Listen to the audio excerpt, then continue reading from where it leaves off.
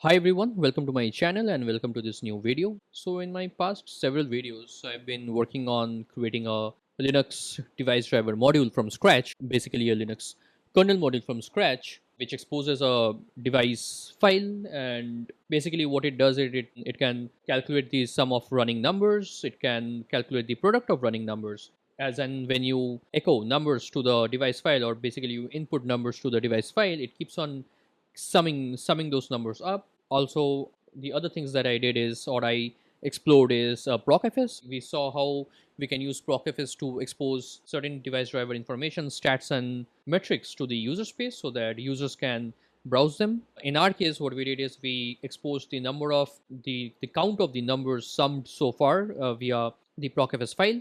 We also explored sysfs, and we explored how we can configure our kernel module on real time using sysfs via kobjects, how we can expose a kernel struct to user space via kobject, and how we can use that exposed parameter as a file in the sysfs file system to configure the module in real time. We also saw that, and we used that feature. We used that feature to configure our kernel such that we can switch between summation and product, that is multiplication. So if we, depending on the option that we give to the sysfs config file, either our kernel module will sum the numbers that we are writing to the device file, or they will calculate the running product. So it's either sum or product that will get calculated.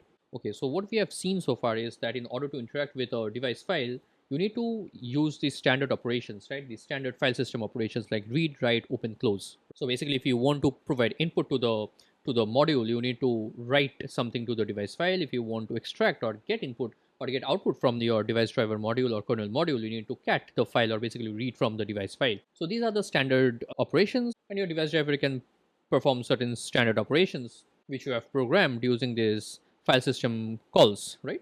Now let's say you want to go out of the standard operations and you want to extend your device driver's capabilities, or let's say you want to do some meta operations which are not part of your standard operation suite that your device driver or kernel module provides, but you want to do something which is out of the standard operations. Because with device file you've only got the standard suite of operations, that is read, write, open, close, to perform your device driver features, to implement your device driver features. But what if you want to do something which is out of these standard operations? Something like, for example, a very simple example would be, let's say you're writing a device driver for a modem and you are using the read write operations to send and get data from the modem. But what if you want to configure the baud rate of the modem? So this is not a part of the standard operation, but it's more of a meta operation. Let's say on the fly you want to set the baud rate of the modem, right, in an interactive way. Or let's say, if I give an example in our this kernel module itself that we are developing from scratch.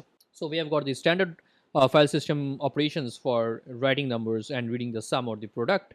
We have got procfs to expose stats to the procfs file system, and we have got the sysfs, the kobject exposed sysfs parameter to configure your module, right? However, let's say while you are calculating the sum or the product, on the fly you want to reset the counter to 0 or to certain constant value. Let's say right now the value is 100 or 200, and you suddenly want to reset it to something like 5 or 10 or maybe 0, and you want to start over, right? So how can you do that right now, right? It's definitely not something that you would want to expose as a config parameter, because it's not a configuration, right? It's more like a meta operation, I should say. Like, it's not a standard operation. Standard operation would be to calculate the sum or the product, but in this case you want to reset the counter, or you want to set the counter to some specific value. Like, you want to offset it by 500, or you want to offset it by 10, or you want to set it to 0 or something like that. So how would you do that? How would you do this meta operations, or how do you extend the capability of a device driver out of the standard operations which are done by using read write or usual file system calls? So how do you do that? So to solve this problem of extending the features provided by a kernel module beyond the standard operations that's provided by the file system, the kernel provides us something known as input output control, or IOCTL calls. What the kernel or the module subsystem allows you to do that is implement IOCTL commands. So IOCTL comes in form of commands. Each command corresponds to a specific operation that you can implement in your module. IOCTLs also have different categories. There are read IOCTLs, write IOCTLs, read write IOCTLs, and things like that. And in your kernel module, you can define certain IOCTL commands, and there are macros to do these things. You don't have to define them by hand, but you can use macros, and you can define certain IOCTL commands, and then you can map each IOCTL command with a specific operation, right? And then you can simply use something like a if or a switch to decide which IOCTL command has been called, and accordingly perform the operation that the user wants. And how does the user call the IOCTL? How does the user send the IOCTL commands to your device driver? They simply use the IOCTL system call. It's a system call, which, or even it's a library call in C, which you can use. And every programming language provides a binding for the IOCTL system call, which you can easily use to send the IOCTL command to your device driver along with the actual parameter. So an IOCTL command, of course, can accept parameters as well, right? Because if you want to provide some parameter to these meta operations or these extended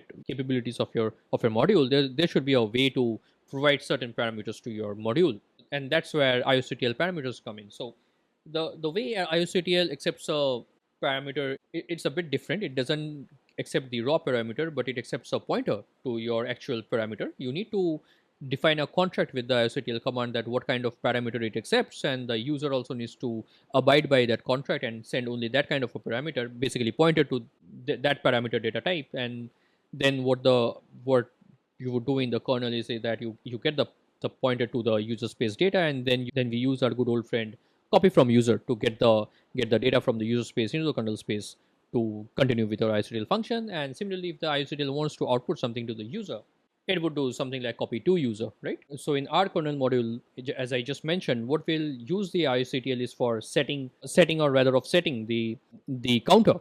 Let's say we have been doing the summation of the product. We have been writing numbers one after the other to the device file. We have been reading, and suddenly, let's say I want the counter to go back to 0, or I want to set the counter value to something like 5 or 10 or 500, anything. I want an IOCTL call for that. That's the IOCTL command we'll be creating in this video, and we'll use that IOCTL call to set values for our counter, right? So in this process, we will also see how IOCTL works, how do we define IOCTL, how we define a header file so that the same IOCTL commands are accessible by the user as well, and how we can write a user space C program to use the IOCTL call to send some IOCTL commands to the kernel module, that is the device driver module. So yep, that's what we are going to do in this video. And without further delay, let's get started. Okay, so first, as always, we'll start with some header includes. Actually, in this case, we don't have to do much of a header includes. We'll simply include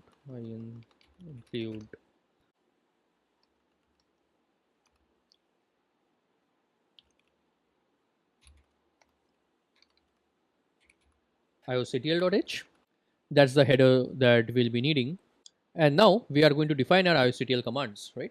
So let's first define. So we'll have only one kind of IOCTL. So I just mentioned that we can have IOCTL commands to set something. That is, we have setter types IOCTL, getter types IOCTLs, basically read IOCTL, write IOCTL. So what a write IOCTL usually does is that it sends some parameters to the kernel module to work with, and a read IOCTL usually gets back some processed information from the device driver to the user space. So in this case, we'll use only a setter type IOCTL or a write IOCTL. So I'll call it IOCTL val set. So let's define that quickly. So I'll call it IOCTL val set.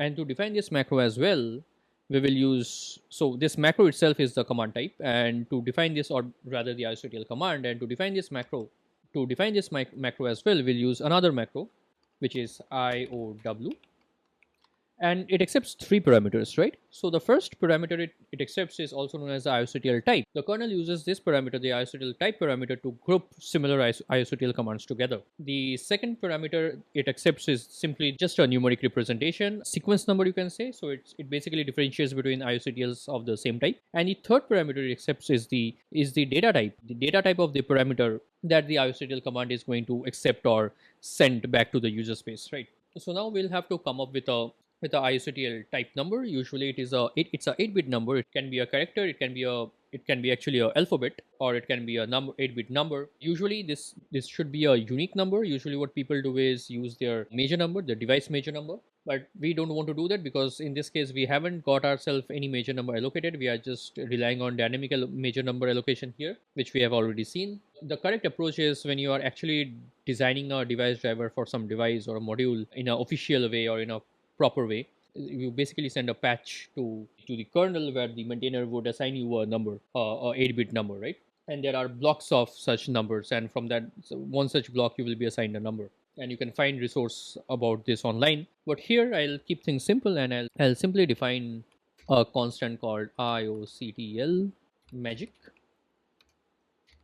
and this type number is often called a magic number as well, and I'll call it simply x66. And now I'll use the IOCTL magic here, then 0, and then the type of parameter that will be transferred via these IOCTL calls. So in my case, I want to send a value to set for the num counter, right? Basically, I want to set this value to a value of my choice or to 0 or something like that. So the type of this variable is uint64. So in my case, it will be uint64 underscore t. So that's what I'm going to use as the data type. And yeah, that's pretty much our IOCTL command. Now what I'm going to do is I'm going to define a function signature for the IOCTL command. Let's quickly do that. So we have defined all our functions here, basically our function signatures here. So I'll just add another one. So I'll call it static long IOCTL counter. I'll just call it IOCTL reset counter. Although I'm not always resetting, sometimes I'm just offsetting with some value of my choice, but I'll just go with IOCTL reset counter. Then it's pretty much the same. It takes a file star pointer. It takes an unsigned int, and it takes an unsigned long. That's pretty much it. So there's a typo here. And now I'll simply define the IOCTL function. Let me define it after the procfs close. So static long IOCTL reset counter. The first thing is the file pointer. Then the command. Then the second parameter is actually the command that you are getting. That's what this unsigned inf is for. And then we have unsigned long arg. This is basically the argument of the IOCTL call. And again, this is not the actual argument, although it's unsigned long, but it's not the actual argument, but rather it is the pointer to the actual argument. And using that pointer, we'll use copy from user to get the data from user space to the kernel space. So I'll just define a variable to store the return value of copy from user. Then I would want to go with a switch command, although we do not need switch here because we have only one type of IOCTL, but the correct way to use IOCTL or develop IOCTL commands is use a switch command, because there are usually multiple IOCTL calls, reader call, writer call, and so on and so forth. Or there can be multiple read commands, multiple write IOCTL commands. In our case, we have only one command, but anyways, I'll just go with the switch statement.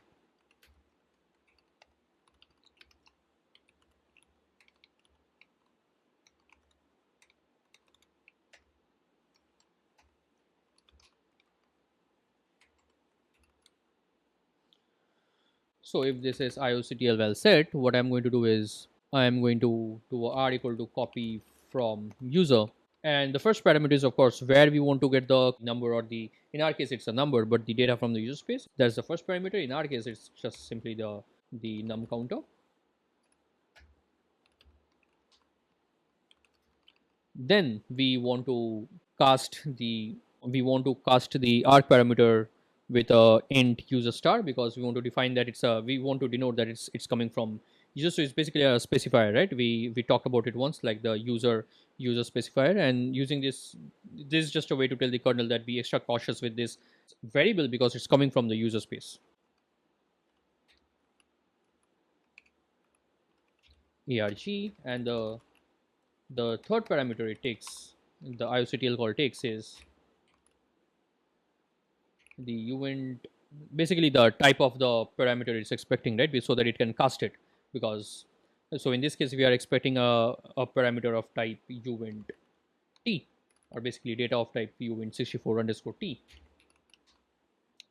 And if copy from user does not succeed, then what we are going to do is that, so it will be a non-zero value only when it has failed, it has not succeeded.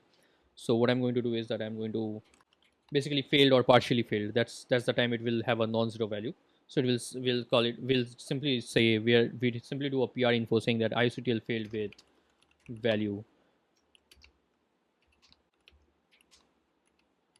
this, and readval,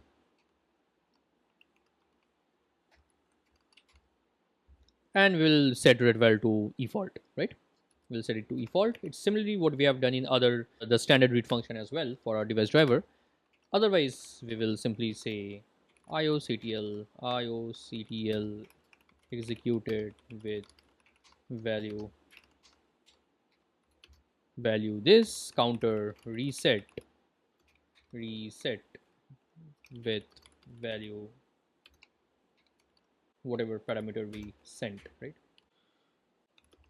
So first is r, that was the return value, it should be 0 ideally, and we should have num counter, which is we want to show the num counter, which now has our new value.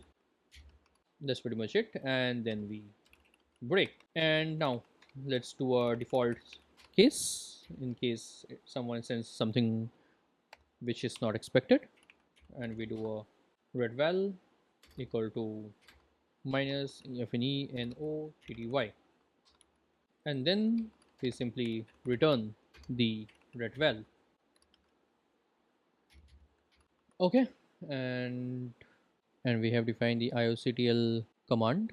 Okay, so one more thing that we need to do, perhaps we should have done it before, is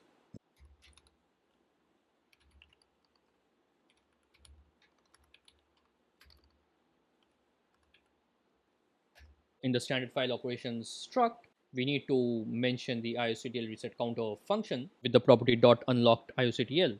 So actually there is no concept of providing multiple IOCTL functions because it's a single IOCTL function that you registered, and inside that you basically decide which IOCTL command has been called and call the respective function. Here it's pretty simple. We have just one command type and we are doing copy from user here, but it can be more complicated thing, or it can be a more complicated function that you want to call for a particular command, so that you can do all those things here. But with the FOPS or with the FOPS structure, you have to register only one function, and that is this one.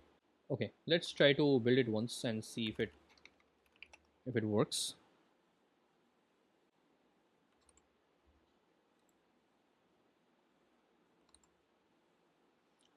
Basically I have Mr. Comma here. Let's check now. Okay, so we are pretty much done with the kernel side change or the device driver module side change, and yep, it was that simple, at least for our use case. But remember this command that we have defined here, the user side, the user space also needs to know about this command, right? So how do you make the user space know about this command? The easiest way to do is that extract this command out of the main kernel module file and put it into a header which can be shared between the kernel space, that is the device driver, and the user space, right? So let's go ahead and quickly do that. So this is the first time we'll be adding a custom header file to our device driver module, and we'll call it counterdef.h. So let's first put the include guards, if and if cadef underscore h, define chr def underscore h, and finally we do an endif. And the first thing we are going to include is the linux ioctl.h header, which means we don't need it, we won't be needing it here anymore when we'll include this header file. Now we can simply copy paste, actually we can simply copy paste it from here, and I'll just add an extra header just for simplicity. I will add a header for the device path, since in this case I already know what the path is. Most of the cases will know what's the path, so it will be /def counter def, right? And now what I'm going to do is I'm going to remove these things from here,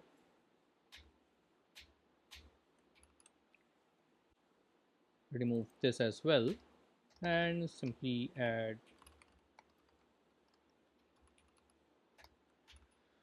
counterdev.h, and that's pretty much it. Cool, it got compiled nicely. Now what I'm going to do is I'm going to define a user space program, a tiny program. I'll call it counterdev underscore user.c. And this is the place from where I'll be sending the IOCTL command to the device driver module using the IOCTL system call. So I'll start with a include std. I mean it's just a, again we are back to user space, so we have access to these things now.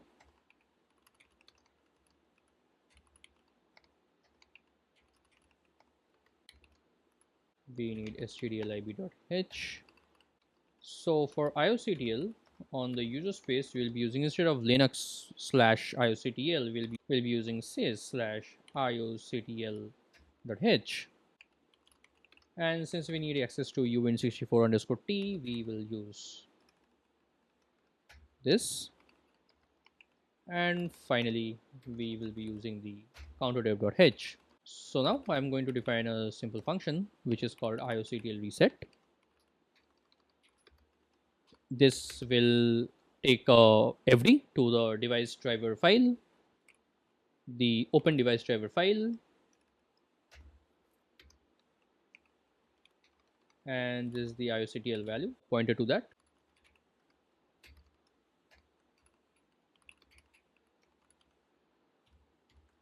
And let me add some stuff for debugging. Setting value person lu,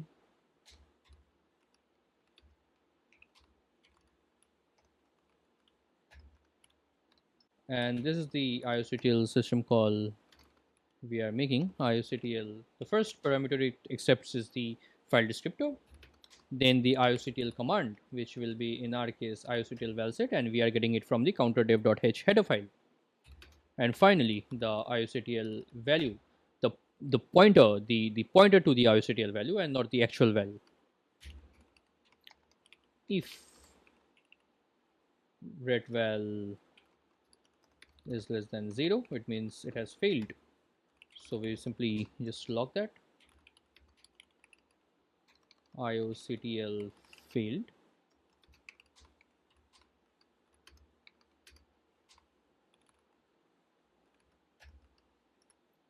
Not IOCTL value, but more like redval. And finally return redval. And finally we have the main function. So I'll be taking the value which we want to set the counter variable with as a command line argument. So basically the value that we'll be sending via the IOCTL call.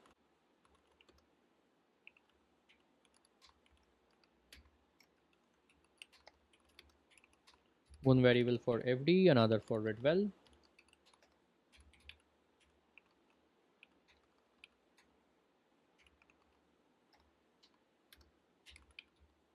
IOCTL value, and by default it will be 0. So if the user doesn't provide anything, I'll just set it to 0.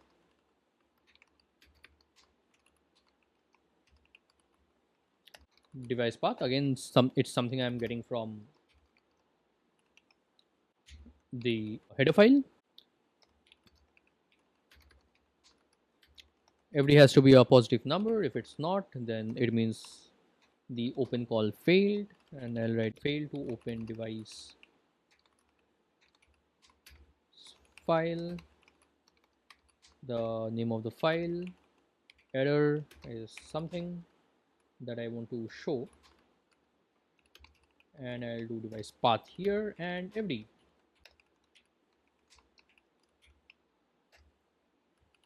And I'll exit. If argc is greater than 1, what I'm going to do now is, so the number that we are getting from the command line is in character form, right? It's in a character array form, or basically it's a string, right, in simple terms. So we can, of course we cannot use a string because as per our contract we'll be sending a uwin64 underscore t type value to the IOCTL command. So we need to convert it into a uwin64 underscore t type. How can we do that? We can do str to ull, or we can also use the super flexible and super useful syscanf.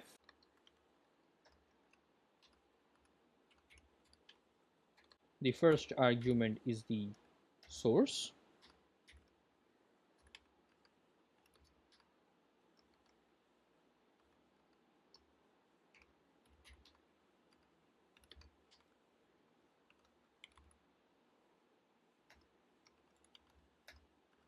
The first argument is the source. Next is the format, which you want to convert, which you want to read the string value as, and finally the address of the IOCTL value variable. I just want to log once what value we are using. This will also give us a hint whether the conversion was proper or not. IOCTL value. Then ret well. Then we'll call the function that we just now defined, which is fd. And again, we are not going to directly send the value, right? We are going to send the address of the value.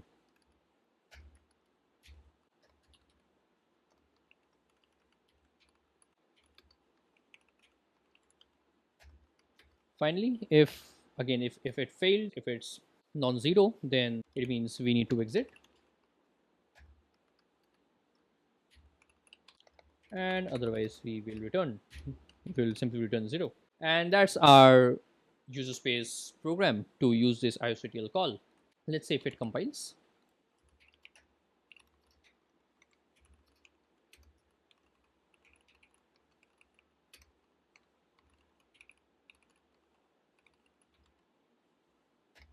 And it compiled, which is good.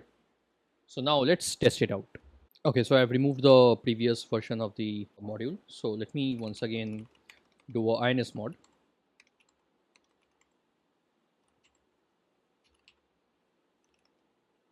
Okay, so it's inserted now. Now let's try to add some numbers.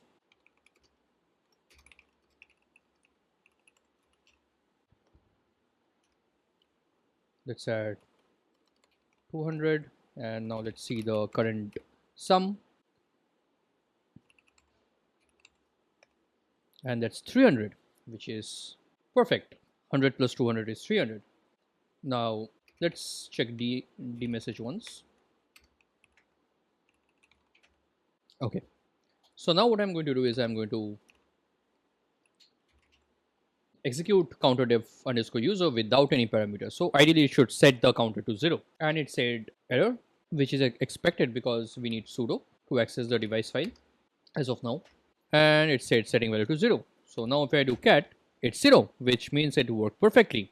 Now what if I want to set it with something like 500? It's 500. Now if I add something, let's say 200, and now I do a cat, it's 700, which means our IOCTL is working, and we are able to set as well as without any parameter is able to reset the value to counter variables value to 0 in the module, and with a user argument like 500 or whatever, it's able to set that particular value in the counter variable, which means our set IOCTL or write IOCTL is working as expected. And now if I do a DMASG, and here we got the logs as well. IOCTL executed twice, like both the time the return value was 0. Once the value it put in counter variable is 0, and the next time it was 500, which is once with nothing and once with 500. So our IOCTL is working fine, and that's how we can use IOCTL to do this kind of extended operations on our kernel modules. The things which are not usually we do not want to support using the standard operations, and or rather we want to extend the standard operations to add more capability or such meta operations for the module itself. We can use input output control or IOCTL calls. We can implement as many IOCTL commands we want for different operations, and we can use it using the IOCTL call from user space using the IOCTL system call. So yeah, that's all that I wanted to share in this video. I wanted to talk about IOCTL, use it in my kernel module, and add this feature of setting or offsetting the counter variable using IOCTL. So hope you all liked it. Let me know if you have already used IOCTL for implementing any such capability in your driver module, and let me know about it in the comment section below. And thanks a lot for watching this video, and see you all next time.